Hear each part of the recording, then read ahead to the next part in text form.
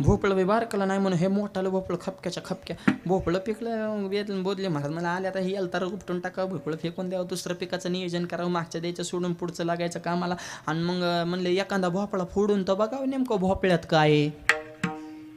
दगड घेतला आणि भोपळा असा खटकून फोडला भोपळ्यात गहू निघालं. एका भोपळ्यात आदुले पाहिले गहू झाडावलं होतं ते रापकून खाली पडलं. ते मला अयो भोपळ्यात गहू लोकच झाली. आणि महाराजांचं तर महाराज हे आमचंच कार्यस्थान नाही पण हे कसं काय शक्य झालं. बोधले महाराज म्हणले हे मला माहीत नाही पण मी वारीला जाताना भगवंताच्या नामाचं चिंतन माझ्या मुखामध्ये अखंड होतं आणि ज्याच्या जीवनामध्ये नामाचं चिंतन आहे त्याच्या जीवनातलं विघ्न हे 12 वाटाने पळून जातं. नामाच्या चिंतने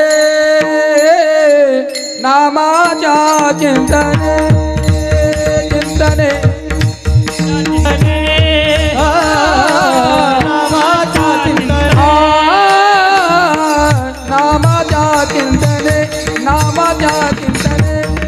नामाच्या चिंतने नामाच्या चिंतने नामाच्या चिंतने नामाच्या चिंतने 12 वाट पळती विघ्ने 12 वाट पळती विघ्ने 12 वाट पळती विघ्ने मग तो होऊने दिशीना शिन मग तो होऊने दिशीना 12 वाट पळती विघ्ने 12 वाट पळती विघ्ने 12 वाट पळती विघ्ने मग तो होऊने दिशीना मग तो होऊने दिशीना मग मग तो तो होऊने दिशीना.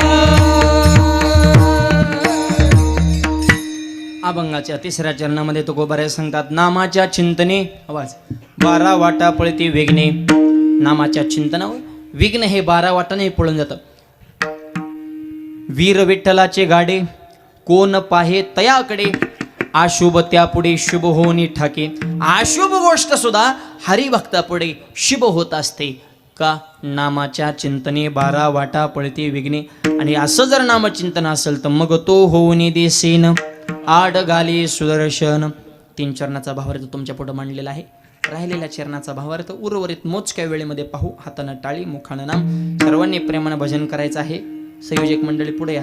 विडोबा रखुमाई विठोबा रखुमाई जय जय विठोबा रखुमाई विठोबा रखुमाई विठोबा रखुमाई विठोबा रखुमाई